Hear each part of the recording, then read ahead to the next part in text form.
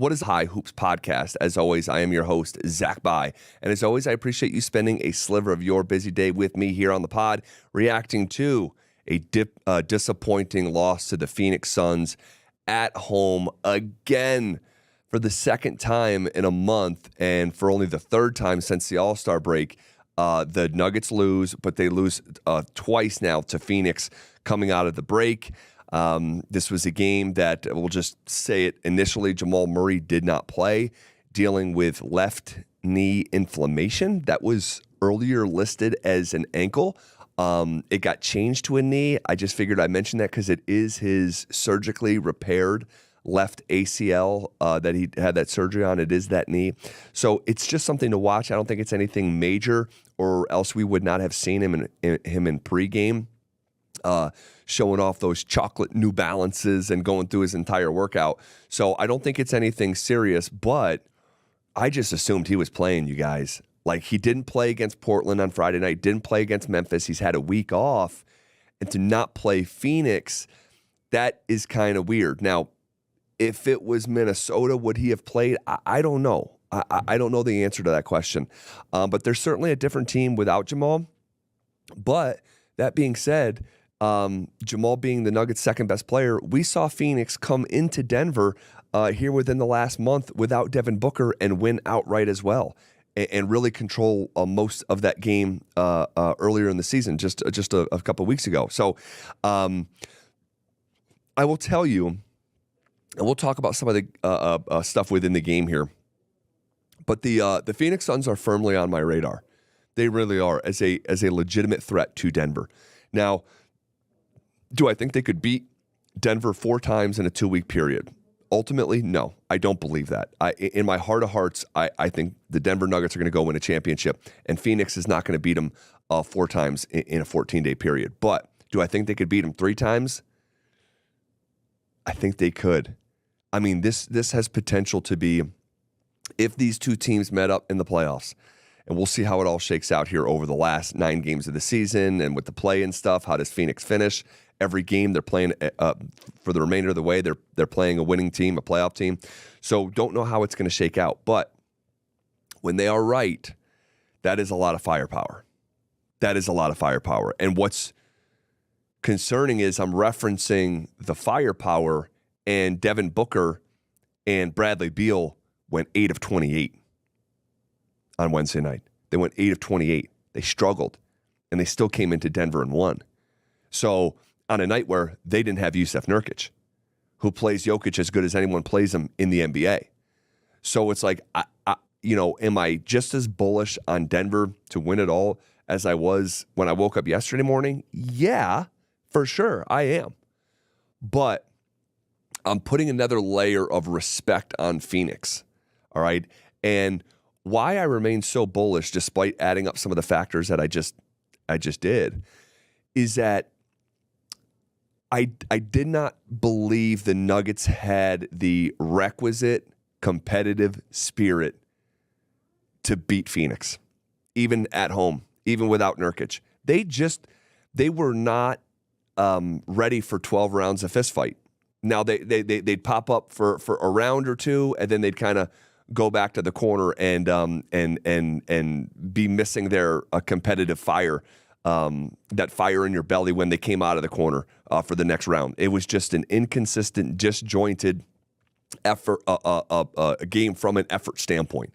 And look, when you have a team that's desperate like Phoenix, who's got to win games just anyway for the standings with such little time left, and they're coming off a horrible loss to the San Antonio Spurs. It was one of those weird back-to-back games, both against the Spurs, both in San Antonio. They win by like 25 the one night, and then they lose without Victor Wembanyama.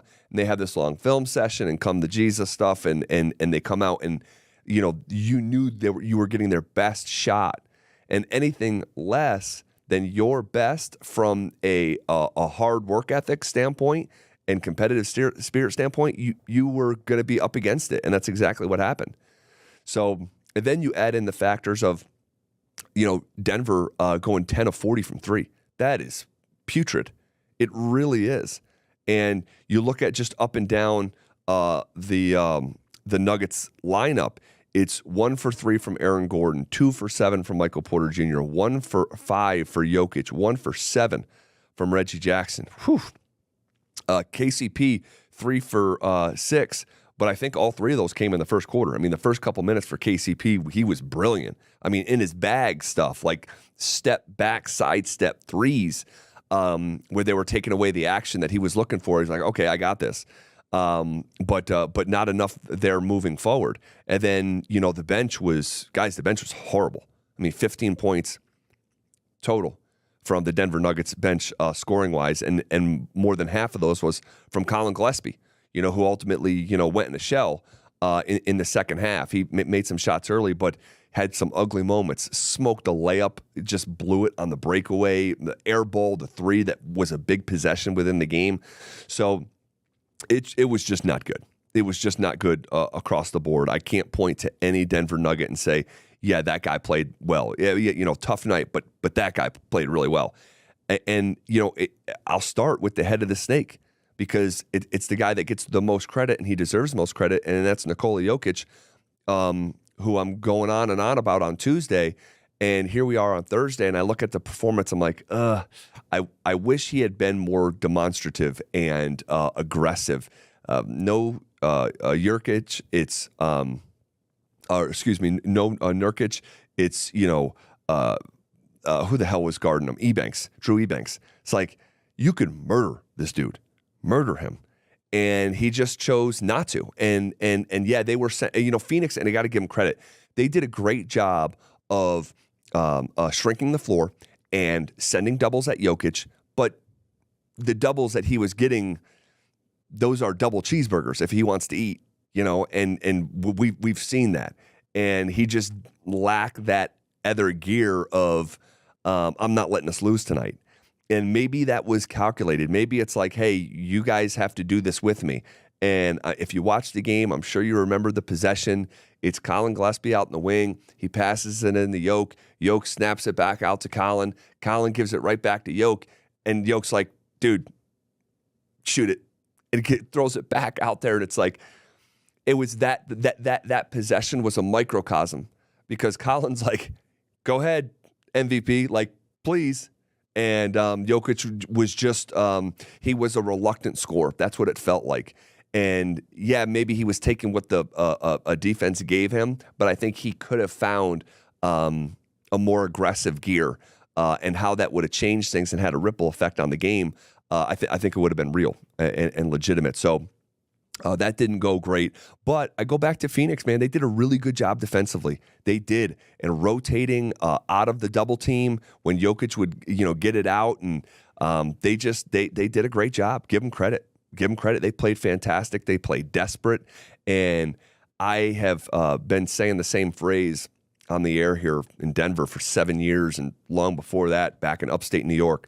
And the phrase is, there is only one version of being starving, and that's to actually be starving. You cannot manufacture starving like hunger. Okay, you can talk yourself into it. You can look yourself in the mirror and try to get up for it. But there is no sense of urgency like natural fight or flight.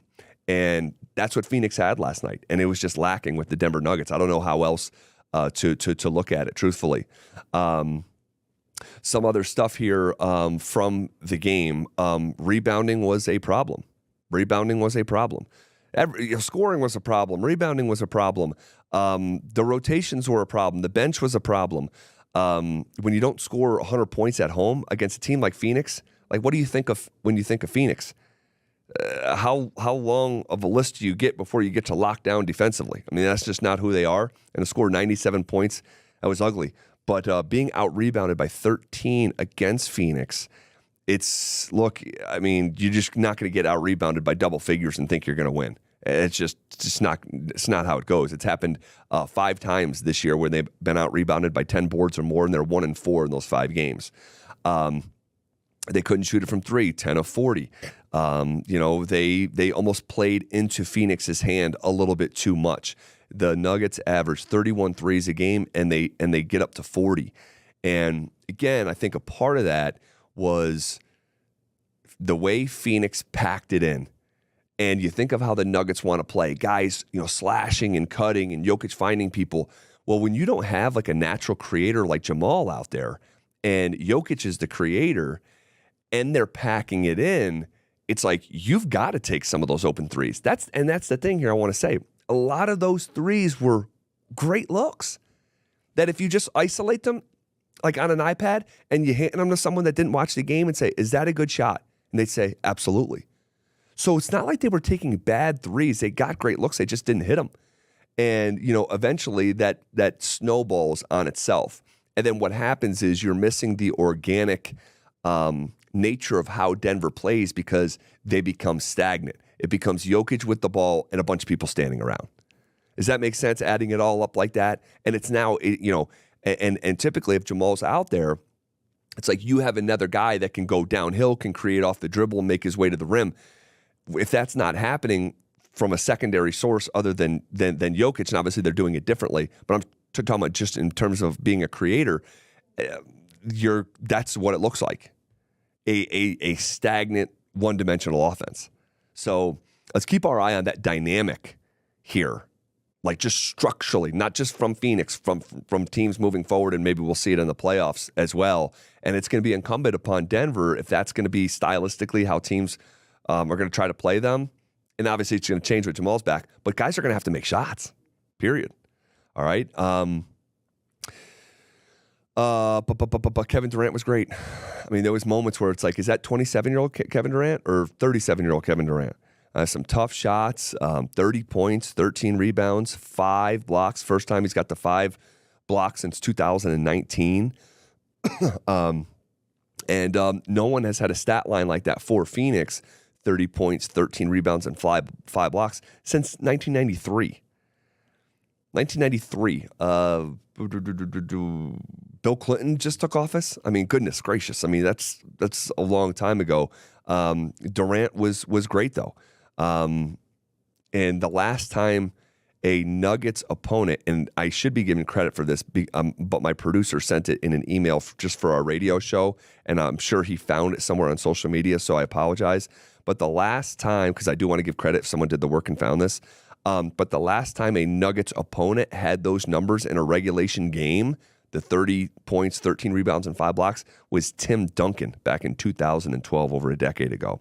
So, look, those are kind of my takeaways from the game. And you look at the health, it's starting to creep into my mind that, not creep in because it's already been there, we've talked about it, but this team has got to be healthy. That's a number one priority. And it feels like, what's, I guess, creeping to the forefront of my mind is that nothing else matters.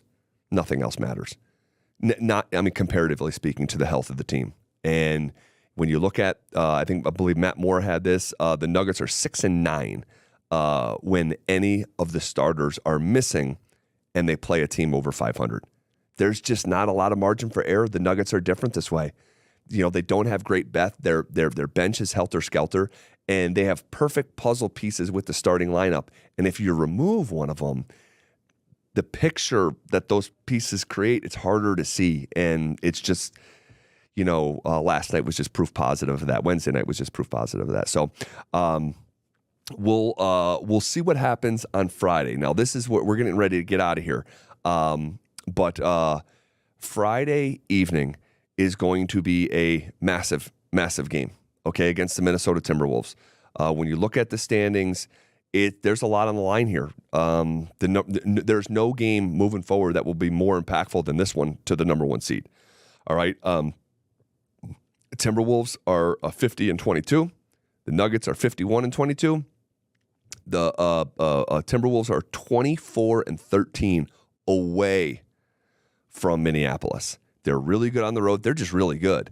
So there's a lot to it. Will Jamal play? My assumption is he will. And if he doesn't play in that one, my antennas are going to be so up, they're going to poke someone in the eye, okay? Real quick, a silver lining is that Oklahoma City lost to the Houston Rockets, who have now won 10 in a row, believe it or not. Yes, the Houston Rockets have won 10 games in a row. Wild. So you get a little saving grace there in terms of the number 1 seed. Right now, Denver still holds that number 1 seed by a half game over both Minnesota and Oklahoma City. So Friday night's a big one, you guys. Friday night's a big one.